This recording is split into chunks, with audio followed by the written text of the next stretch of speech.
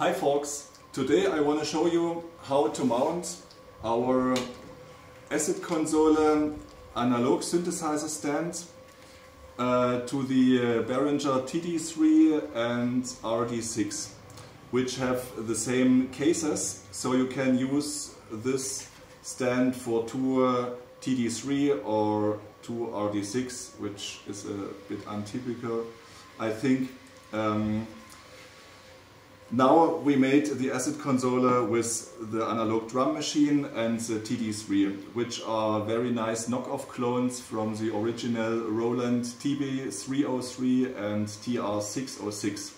The TB-303 is an essential instrument for electronic music, especially for that acid sounds, you know what I mean. The acid console stand is here in neon orange. Of course, for the real acid fans, we have it in neon green as well. But don't worry, we will publish it in silver, metallic and black in a few days. So, now I show you how to mount it. You need no tools or anything else.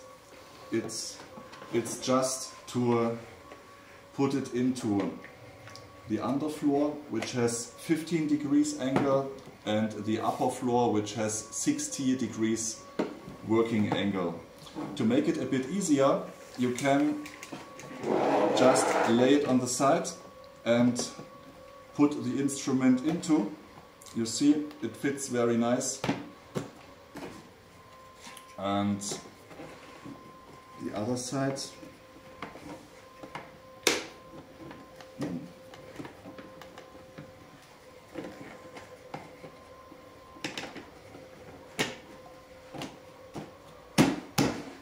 Okay, you see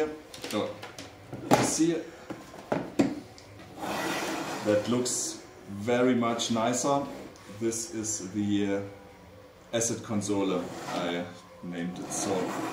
And you have the analog drum synthesizer and the analog bass synthesizer in one device.